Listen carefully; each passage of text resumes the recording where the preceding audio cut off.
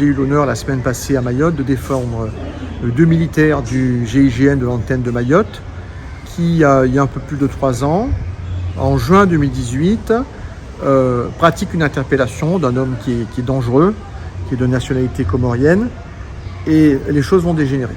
L'interpellation va mal se passer, cet homme qui est dangereux va rameuter autour de lui, il y a d'autres personnes qui vont arriver, et les 2 militaires vont être dépassés.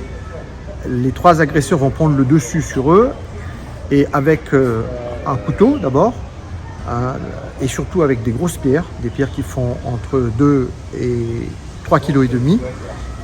Les militaires vont être projetés par terre et on va leur écraser le crâne.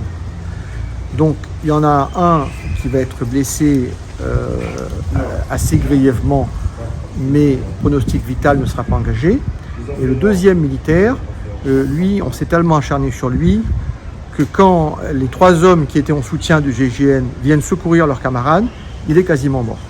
On le transfère par hélicoptère à Mayotte et son état est à ce point critique qu'il va être amené par avion le soir même à Saint-Pierre à La Réunion, où les neurochirurgiens vont, au terme d'un miracle, réussir à lui sauver la vie. Pour vous dire, vous avez 1 an d'ITT, ce qui est énorme, c'est-à-dire 1 an d'arrêt de travail au minimum. Le dossier se présentait de la façon suivante. Les 3 principaux agresseurs ont été interpellés. Il y en avait d'autres, puisque c'est une agression qui est en groupe, qui est très grave, puisqu'elle se fait sur un dépositaire de la force publique, en l'occurrence des hommes de la gendarmerie nationale, avec armes, parce qu'il y a des pierres, en réunion, et avec des blessures qui sont très graves. Donc toutes les conditions de gravité étaient réunies, et ils étaient poursuivis pour tentative de meurtre. Quelle va être à l'audience la position des accusés, défendue par des confrères, des excellents confrères du barreau de Mayotte? Ils vont dire, en réalité, les gars du GIGN interviennent en civil, et on sait que c'est la réalité, et on n'a pas compris que c'était l'autorité, comme ils disent, puisqu'il semble qu'en chimaoré, gendarmerie, on traduit par autorité, et ils se précipitent sur nos amis, et en fait, ces personnes qui sont recherchées avec un casier disent, ben oui, on est des bandits, mais on intervient pour préserver nos amis d'autres bandits.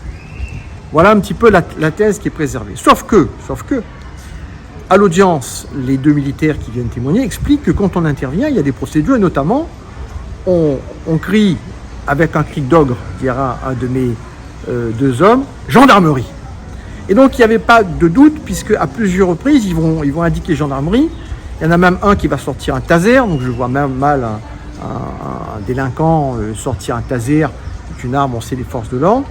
Donc il n'y avait pas de doute sur le fait qu'ils savaient très bien que les forces de l'ordre venaient interpeller leur camarade, qui était recherché, qui est un homme qui est considéré comme dangereux, la preuve en est, que c'était les gendarmes qui intervenaient, et qu'il y a une rébellion, bien sûr, très violente, où ces 2 militaires ont failli perdre la vie, qui va s'en suivre et qui leur a valu de comparaître devant la cour d'assises.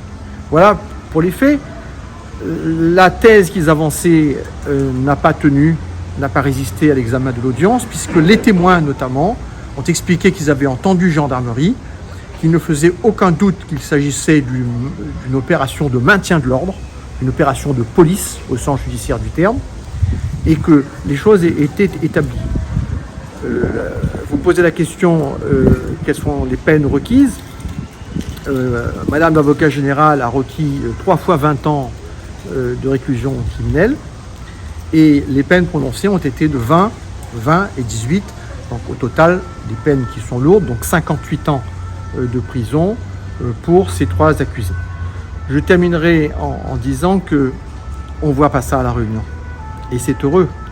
Mayotte subit, et j'en parlais avec des amis à Mayotte, un déchaînement de violence qui est inouï.